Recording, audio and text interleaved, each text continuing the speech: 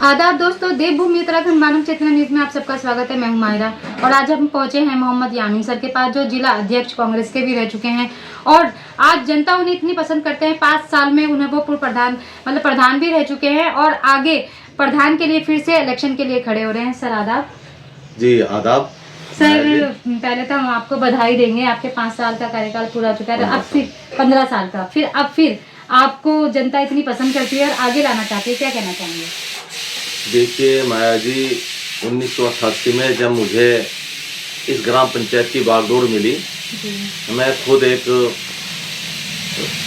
Student था और engineering करने के बाद मैं राजनीति में आया हूँ। सिविल इंजीनियरिंग करने के बाद इस ग्राम पंचायत में अधूरा विद्युतीकरण था, अधूरी पाइपलाइन थी, स्कूल की एक कमरे की बरामदे सहित एक बिल्डिंग थी, पंचायत घर नहीं था, सड़कें कच्ची थी, मतलब कुछ नहीं था। उस समय में मैंने, जब बजट नहीं होता था, तब मैंने इस ग्राम पंचायत में विद्युतीकरण कराया, पानी की लाइनें बिछवाई और सड़कें बनवाई। उस समय मैंने मेटल रोड बनाई, तारकोल की रोड। तो सर आपका क्षेत्र कहाँ से कहाँ तक पड़ता है? हमारे इसमें अब 4 बड़े मजरे हो गए हैं। ये ग्राम चांचक में आप बैठी हैं, फिर लक्ष्मीपुर है, चोरखाला बस्ती है, फिर इंद्रीपुर है। हाँ, ये पूरा हमारी एक ग्राम पंचायत का हिस्सा है और लगभग अब 3500 के लगभग मतदाता इसमें होने जा रहे हैं। मतदाता होने जा रहे हैं। तो सर क्या लगता है, जिस तरह से आप 15 साल से कार्य कर रहे हैं, 15 साल को आपको एक्सपीरियंस हो गया है और जनता आपको इतना पसंद करने लगी है कि जहाँ भी जाते हैं आपको किसी नाम की ज़रूरत नहीं है कि आपको सब पहचान जाते हैं। तो सर जिस तरह से आपने बताया सड़कों का निर्माण, क्या आपने यहाँ आयुष्मान कार्ड या और भी चीज़ें, राशन कार्ड वगैरह की भी सुविधाएं दी है? हाँ, ये तो मैंने दी है। वो मैं कैंप लगाता था, राशन कार्ड के लिए कैंप लगता था, आयुष्मान कार्ड के लिए कैंप लगवाए हैं। ये पब्लिक हित के जितने काम हुए सब किए हैं और मैंने भूमि का आवंटन गरीब लोगों को किया है, जरूरतमंदों लोगों को, जिनके पास आवास नहीं थे, जिनके पास गुजारा के लिए जमीन नहीं थी, उनको मैंने कृषि भूमि भी दी है, आवास आवंटन भी दिया है। जैसे आप बता रहे हैं हमें कृषि भूमि दी है, जमीनें दी है, तो वो किस तरह से आपने दी, आप जनता को बताना चाहेंगे किस तरह से आपने, मतलब सरकार के तहत दिए या किस तरह से? मैंने पूरा उसे लीगल तरीके से किया है। पहले ग्राम पंचायत में प्रस्ताव पास किया उसका, उसके बाद तहसील के माध्यम से थ्रू प्रॉपर चैनल एसडीएम, तहसीलदार सबकी स्वीकृति के बाद ही उनको पट्टे आवंटित किए हैं और तहसील की टीम बुलाकर उनको मौके पर कब्जे दिए और आज लोग रह रहे हैं और कृषि में अपनी खेती करकर अपना गुजार बसर कर रहे हैं। बहुत बड़ी बात है। तो सर जिस तरह से लगता है आप कांग्रेस के अध्यक्ष भी रह चुके हैं, तो क्या कहना चाहेंगे, जिस तरह से राहुल गांधी जी का बड़ा बयान आया था कि गरीब महिलाओं को 1 लाख रुपए वर्ष महीना मिलेगा, तो क्या लगता है आपको वो कार्य उनके पूरे हो गए अगर उनकी सरकार बनती है तो? बिल्कुल, निश्चित रूप से राहुल जी जो कहते हैं, आपने देखा होगा कर्नाटका में हमारी सरकार है, हिमाचल में जहाँ जहाँ हमारी सरकार है, हमने जो वादे किए हैं वो पूरे हमारे हो रहे हैं और राहुल जी या प्रियंका जी जो कहती हैं वो करते हैं। हमारी कथनी और करनी में अंतर नहीं है जी।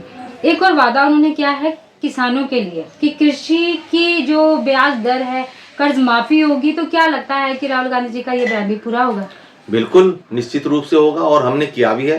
कांग्रेस के शासन काल में किसानों के कर्जे माफ हुए हैं।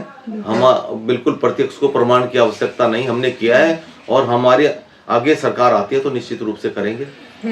सर अभी देखने को मिलता है कि धामी जी ने यूसीसी बिल प्रमाणित कर दिया है, जिससे आधी जनता बहुत ज्यादा परेशान है और आगे बढ़ रही है कि ये बिल प्रमाणित ना होने की वजह से कोई ना कोई आगे इसमें नियम का लागू किया जाए। तो आपका क्या कहना है कि क्या ये मतलब आगे बढ़ा है, तो इसमें क्या वक्त बिल क्या होगा? बिल्कुल, हाँ, धामी जी के यूसीसी बिल में बहुत खामियां हैं। खुद अगर खामियां ना होती तो उन्हीं के एक वरिष्ठ पूर्व मुख्यमंत्री, वरिष्ठ नेता, सांसद त्रिवेंद्र सिंह रावत जी ने उस पर उंगली उठाई है, तीरथ सिंह रावत जी ने उंगली उठाई है। अभी नया बयान आया है, यूकेडी उसमें उठा रही है, सभी लोग विरोध कर रहे हैं, लिव इन रिलेशनशिप में विरोध हो रहा है, बहुत सारे मुद्दे हैं उसमें।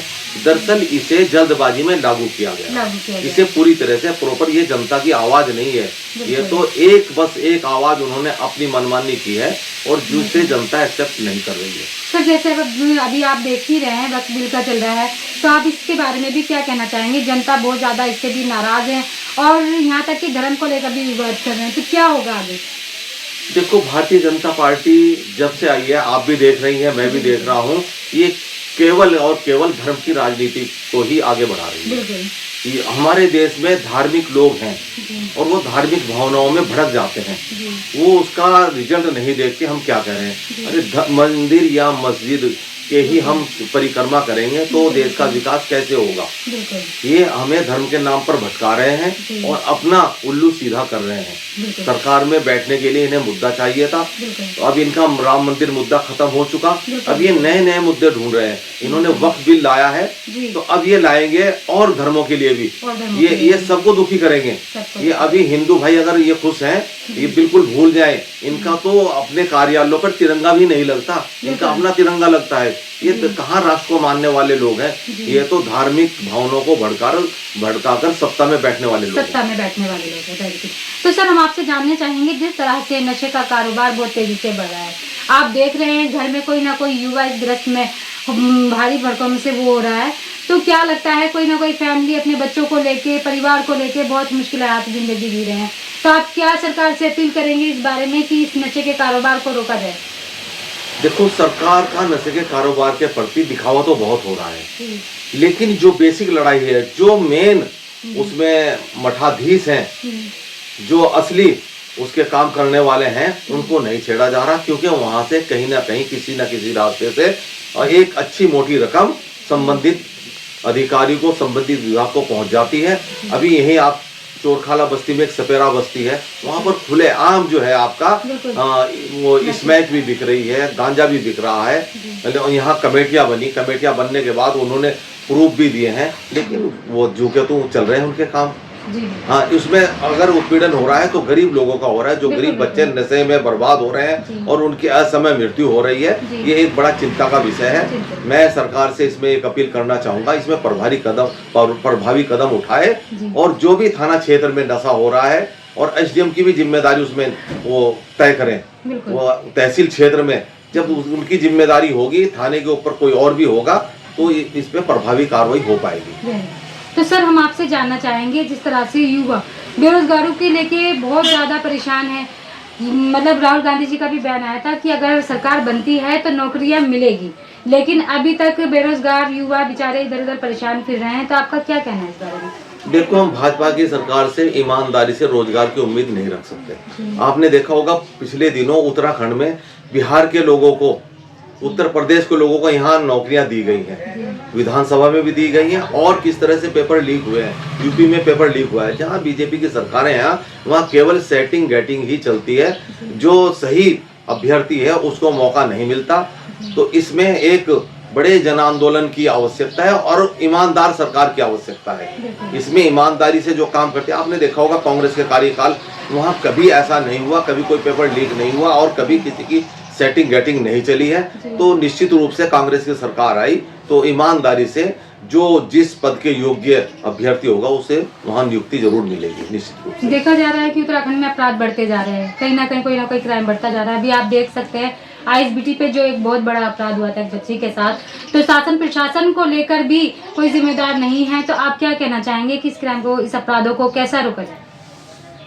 देखो, सरकार का संवेदनशील होना जरूरी है अपराध के प्रति। हमें खाली बयान देने से नहीं, अगर जवाबदेही सरकार तय करेगी तो अपराधों पर अंकुश लगेगा। अगर हमारे मुख्यमंत्री जी डीजीपी की जवाबदेही तय कर दें, तुम्हारे लिए ये लाइन गाइडलाइन है, तो वो अपने अधीनस्थ अधिकारियों को उस गाइडलाइन को लागू करेंगे, तभी हो पाएगा। अब खाली बयानबाजी से कुछ नहीं हो पाएगा। सर, देखने को मिल रहा है कि अवैध जमीनों पे बहुत ज्यादा कब्जे हो रहे हैं, तो क्या लगता है जिस तरह से ये कब्जे बढ़ते जा रहे हैं, लगातार जनता परेशान है इन इलीगल कामों को लेकर, तो क्या कहना चाहेंगे आप इस बारे में? बिल्कुल, आपने बहुत अच्छा मुद्दा एक उठाया अवैध कब्जों का। यहाँ प्रॉपर्टी डीलर, भूमाफिया, डीलर मत कहिए उनको, भूमाफिया है और वो बहुत उनकी जड़ें जमीन में पहुंची हुई हैं, उन पर किसी बात का असर नहीं होता। एमडीडीए भी कुंभकर्णी नींद सो रहा है और तहसील प्रशासन भी कुंभकर्णी नींद सोया हुआ है। हमारे यहाँ अभी ग्राम पंचायत लक्ष्मीपुर में जनवरी में अवैध कब्जों का प्रयास किया गया। आप लगाइए, मौजूदा जिम्मेदारों ने कोई प्रयास नहीं किया, तहसील प्रशासन ने कोई प्रयास नहीं किया। मेरे नेतृत्व में ग्रामीण इकट्ठा हुए और उन्होंने उसका विरोध किया, उनका कब्जा नहीं होने दिया गया, आज वो उस स्थिति में है। जी। हम 2 बार जनता दरबार में जिलाधिकारी महोदय के देहरादून पहुंच चुके हैं, एसडीएम साहब के पास पहुंच चुके हैं, लेकिन कोई ना कोई बहाना वो बताते थे, कभी निकाय चुनाव है, कभी प्रधानमंत्री जी आ रहे हैं, या हम शासन में व्यस्त हैं, उसको टाल कर रखा हुआ है। इससे साफ जाहिर होता है तहसील प्रशासन बिका हुआ है। यह कहना है भू माफियाओं का कि आप हमारा कुछ नहीं बिगाड़ सकते, तहसील की टीम या जिला प्रशासन इसमें हमारा कोई कुछ नहीं करेगा, हम अपनी मनमानी करेंगे। तो उनकी मनमानी को जनता ने रोके हुए हैं। अगर यह नहीं हुआ, अभी हम सोमवार को जिलाधिकारी महोदय के पास जाएंगे और हम इसमें जबरदस्त रणनीति बनाने जा रहे हैं और उग्र आंदोलन हम करेंगे, लेकिन भू माफियाओं को ग्राम समाज की जमीन पर अवैध कब्जा नहीं करने देंगे। सर, जिस तरह से अभी आप नवीन बंसल जी से मिले, आपने क्या मुद्दा उठाया वहाँ पर, हम जनता को बताना चाहिए? मैंने यही हमारे जितने विकास की बातें हमने वो सारी की हैं, और हमने कहा आप शासन प्रशासन को संवेदनशील बनाइए, तभी उत्तराखंड का विकास संभव है। तो सर, हमारे मानव चेतना के माध्यम से आप सारी जनता को क्या संदेश देना चाहेंगे आखिर में, कि आप कुछ कहना चाहेंगे? या कोई डिपार्टमेंट से या कोई सरकार से आपकी अपील है तो आप कुछ बताना चाहेंगे तो आप बताएं। मैं जनता से भी गुजारिश करना चाहूँगा और सरकार से भी मेरी अपील है, सरकार करनी और कथनी के अंतर को अलग रखकर, जो आपने देखा होगा अभी अवैध ध्वस्तीकरण जो हो रहा था उसमें रसूखदारों को छोड़ दिया गया, वहाँ नाममात्र कार्रवाई की गई, उनके आंगन में थोड़ा सा जेसीबी चला दी गई और जो गरीब लोग थे उनके पूरे मकान ध्वस्त कर दिए गए हैं। वो अपना भूमि आवंटन दिखाते रहे, कुछ नहीं हुआ। इसके अलावा कोई भी मसला ले लीजिए आप, खनन का ले लीजिए, खनन सरेआम हो रहा है, हर जगह सेटिंग गैटिंग चल रही है। खनन माफिया सरकार के ऊपर राज कर रहा है, भू माफिया सरकार के ऊपर राज कर रहा है, विकास कार्य कहीं धरातल पर नहीं नजर आ रहे हैं, और जो एस्टीमेट है, एस्टीमेट के हिसाब से कोई भी सड़क निर्माण नहीं हो पा रहा है। सबकी मनमानी चल रही है, सबको पैसा चाहिए और वो इनके माफिया इनको पहुंचा रहे हैं। मेरी सरकार से अपील है, यदि वो जनहित के जनता के प्रति संवेदनशील है तो उन्हें अपने अधिकारियों को भी संवेदनशील बनाना होगा और अपने आप भी संवेदनशीलता दिखानी होगी। और जनता को नशे के प्रति मैं जागरूक करना चाहूँगा, वो चाहे पीने वाला हो या बेचने वाला हो, उसे एकजुट होकर हमें बेनकाब करना होगा और उसके खिलाफ कार्रवाई करनी होगी, तभी हम इस उत्तराखंड को नशा मुक्त देख पाएंगे। तो दोस्तों, जिस तरह से आपने देखा, एक बहुत बड़ी शख्सियत हमारे साथ थी जो 15 साल से विकास के कार्य कर रहे हैं और साथ साथ जो आज उन्होंने मुद्दे उठाए हुए हैं अवैध ज़मीन कब्जे को लेकर, नशे के कारोबार को लेकर। तो मैं सरकार से भी अपील करूंगी और जनता से भी अपील करूंगी कि सरकार साथ दे, कदम से कदम मिलाकर चले, कंधे से कंधा मिलाकर चले और उनका सपोर्ट करे।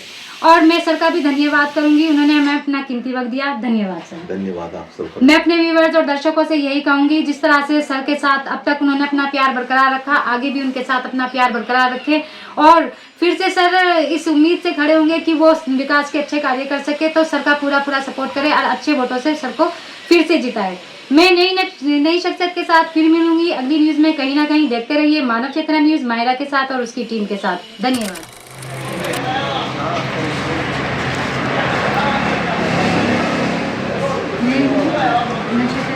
साजिद आजा भाई, आजा साजिद, परवेज को दे दे फोन, परवेज को दे दे, यहाँ आजा।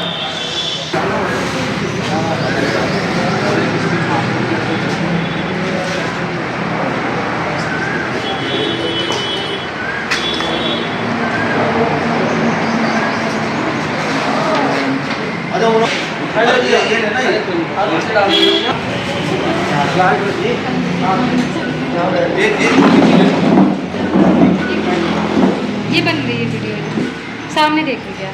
आज मैं पुराने नशे के साथियों को जिन्होंने अभियान चलाए, मुहिम चलाई, उनको बधाई देना चाहता हूँ। मुकाम भाई है, साजिद भाई है, अकरम भाई है, सोनू भाई है, शहजाद भाई है, मुनव्वर भाई है, इन सबको बधाई देना चाहता हूँ। सोनू साजिद भाई, इन्होंने जिस तरह से नशे के खिलाफ अभियान चलाया था, उन्हें इस मुहिम को इन्होंने चलाने के एक आज वचन लिया है और मुझे भी इस मुहिम में जोड़ा है।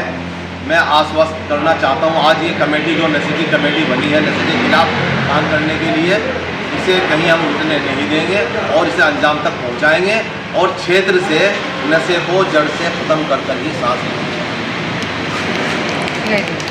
आदाब दोस्तों, जिस तरह से हम आपको दिखा रहे हैं नशे के लिए, नशे के कारोबार जो तेज़ी से बढ़ा है, आज यहाँ पर यामिन सर के साथ जो युवा इकट्ठे हुए हैं नशे की रोकथाम के लिए इकट्ठे हुए हैं वो, और आज जो उन्होंने ये लक्ष्य उठाया है कि नशे का कारोबार रोका जाए। जिस तरह से कोई ना कोई घर बर्बाद हो रहा है नशे को लेकर, तो आज उन्होंने अपनी टीम के साथ लेकर नशे की जो कार्यवाही कर रहे हैं, सरकार से अपील कर रहे हैं, हम जानेंगे। सर नमस्कार। आदाब सर। जी आदाब में सर थोड़ा सा बताएं, जिस तरह से आज आपकी टीम सारे युवा आपके साथ है, क्या कहना चाहेंगे? कल रात युवा जागृत हुए नशे के खिलाफ। ये उससे पहले बहुत ज़्यादा इन्होंने अभियान चलाया है। ये मुकर्रम भाई बैठे हैं, इन्होंने एक टीम गठित की और जिस तरह इन्होंने देखा गांव में नौजवान युवा नशे में इतना घुस चुके हैं कि वो काम तो दूर की बात रही है, कई लोग असमय मरने जा रहे हैं और वो इस तरह से मरे कि उनकी स्थिति को देखकर कलेजा कांप उठता था।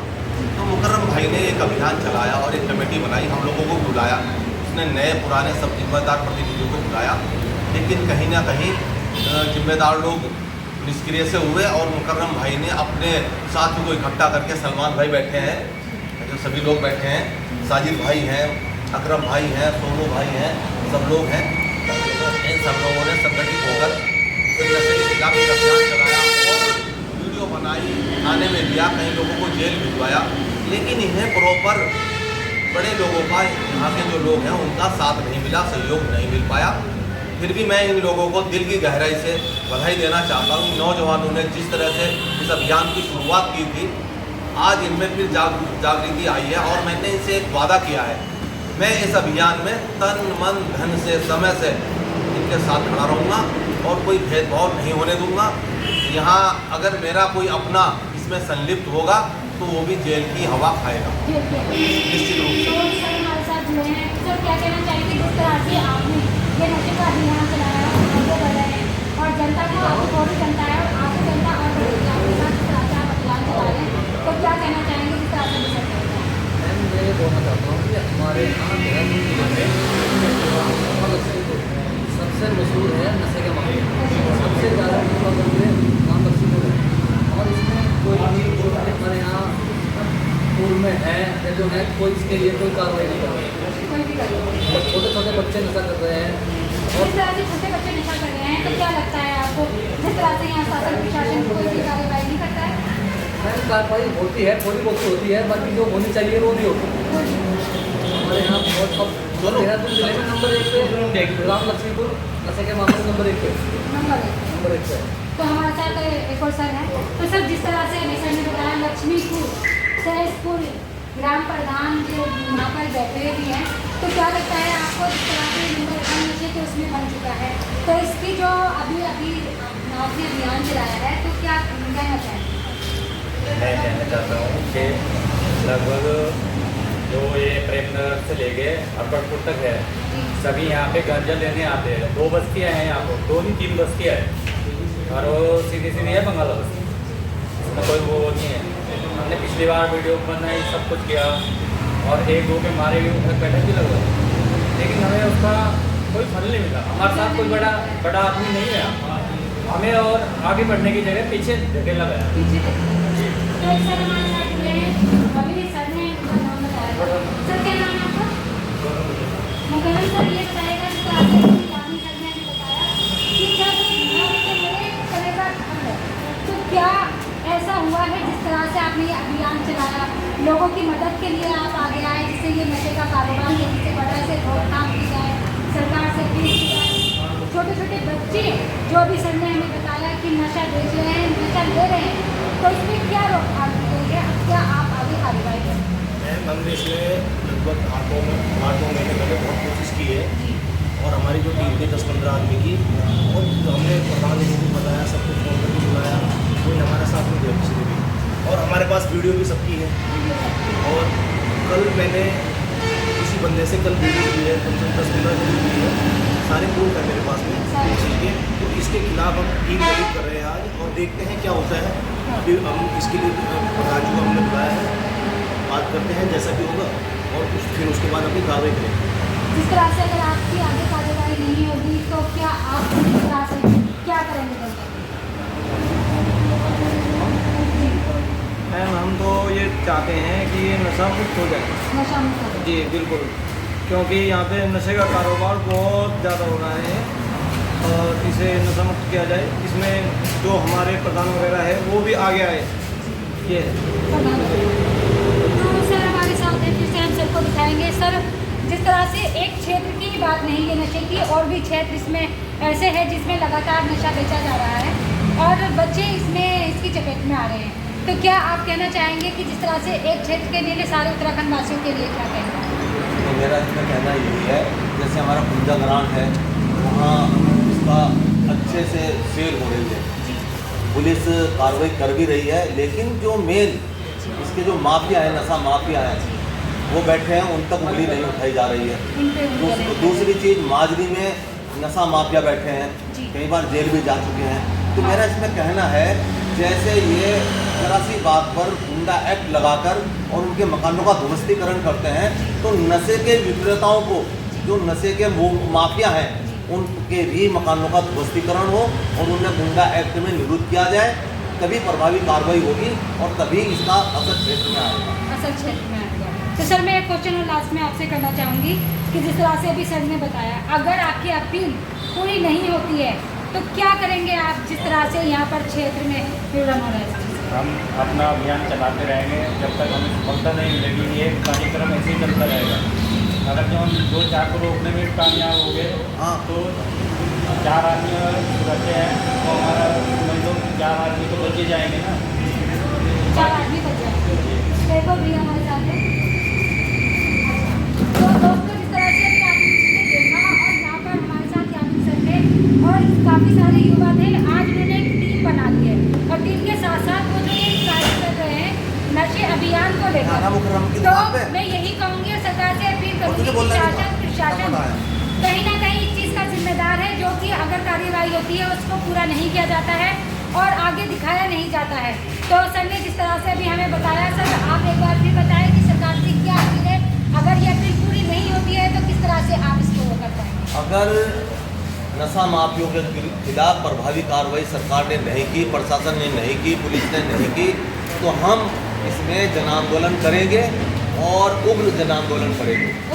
हाँ बिल्कुल, और हम अधिकारियों को प्रमाणित करेंगे जो इसमें संलिप्त हैं, ये जनता को दिखाएंगे, सरकार को दिखाएंगे इस विभाग का अधिकारी इसमें संलिप्त है और पैसा लेकर नशा माफियों के खिलाफ कार्रवाई नहीं कर रहे हैं। हमारी मांग है जो नशे के विक्रेता हैं, थोक में विक्रेता हैं, उनके खिलाफ प्रभावी कार्रवाई में गुंडा एक्ट लगे और उनके मकानों का ध्वस्तीकरण हो, तभी इसका एक मैसेज जाएगा।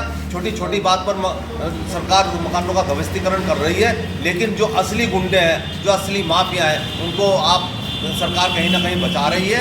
हमारा कहना है उनको न बचाया जाए, उनके खिलाफ प्रभावी कार्रवाई हो, और जब तक ये प्रभावी कार्रवाई नहीं होगी हमारा आंदोलन अभी तो शांतिपूर्वक रहेगा, उसके बाद हम सड़कों पर आकर अधिकारियों का घेराव तक करेंगे।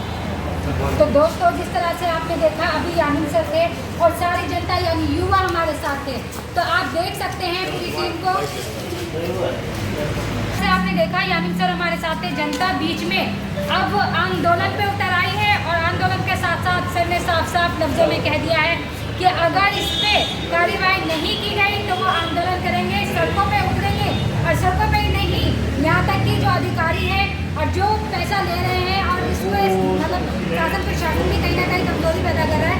तो सर ने साफ साफ लफ्जों में कहा है कि इसका उनका साथ दे और सपोर्ट करे उनकी, और जनता का भी सपोर्ट करे, नशे पे रोकथाम की जाए, कार्यवाही की जाए। मैं भी सरकार से अपील करूँगी। देखते रहिए मानव चेतना न्यूज़, मायरा और उसकी टीम के साथ। धन्यवाद। Thank you sir. धन्यवाद। Thank you sir.